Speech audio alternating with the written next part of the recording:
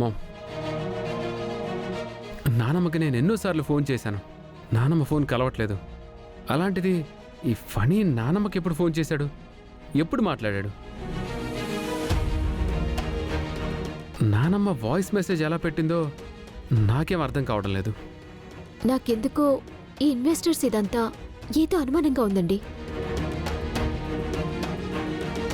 సమయానికి అత్తయ్యగారు లేకపోవడం, అన్నీ తెలిసిన త్రిపురేమో ఇన్వెస్టర్లు మంచివాళ్లే అని చెప్పేసింది. త్రిపురేమి ఊరికే చెప్పదు కదా గాయత్రి. ఇక రేపు మనమందరం సంతకాలు పెట్టేయడమే. ఇప్పుడు అనుమానపడితే అత్తయ్య త్రిపురల నిర్ణయాన్ని మనం వ్యతిరేకించినట్టవుతుంది. ఇక మనకి వేరే దారి లేదు.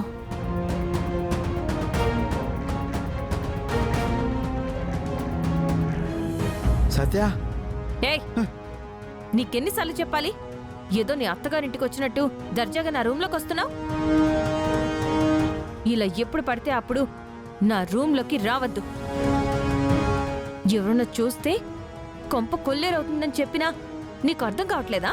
అది కాదు సత్య, ఆ ఫణిగాడు బ్యాడ్ బాయ్.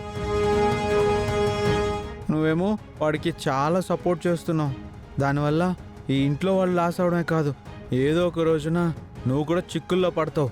ఇదిగో, చెప్పిందే చెప్పి టేప్ రికార్డర్ క్యాసెట్ అరిగిపోయేలా ఇదే మాట చెప్తున్నావు. అది కాదు సత్య, నా మాట నమ్ము. నీకు ఇంతకంటే ఎలా చెప్పాలో నాకు అర్థం కావట్లేదు. కావాలంటే నువ్వు ఎవరి మీద ప్రామిస్ చేయమన్నా నేను వాళ్ళ మీద ప్రామిస్ చేస్తా. ఆ ఫణిగాడిని మాత్రం అస్సలు నమ్మకు. ఆ ఊరోసి కూడా మంచిది కాదు. కృష్ణ, నీకు అనిపించినట్టుగా ఆ ఫణి గురించి చెడ్డగా నాకు అనిపించట్లేదు. వాడు వాళ్ళ కుటుంబం బాగు కోసం పాటుపడుతున్నాడు. లేదు సత్య, వాడు నిన్ను అలా నమ్మిస్తున్నాడు అంతే. వాడు చాలా బ్యాడ్ బాయ్. అయితే ఇప్పుడు ఏం చేద్దామో చెప్పు. ఎందుకు వాళ్ళు బ్యాడు వీళ్ళు బ్యాడు అని ప్రతిరోజు నా బుర్ర తినేస్తున్నావు? ఏం లేదు సత్య, నువ్వు ఆ ఫణిగాడికి ఓ రోజుకి అస్సలు సపోర్ట్ చేయొద్దు. ఇప్పుడు కూడా వాళ్ళు ఏదో కుట్రకు ప్లాన్ చేస్తున్నారు. ఆ కుట్రని బయట పెట్టడానికి నాకు హెల్ప్ చేయవా? ఒరే కృష్ణ, నేను అసలు ఈ త్రిపుర వేషం ఎందుకు వేశానో నీకు తెలుసు.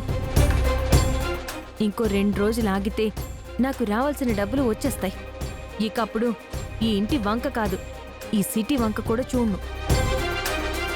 మా నూరు వెళ్ళిపోయి నా రిక్షా సవారీ చేసుకుంటూ నా పని నేను చేసుకుంటాను.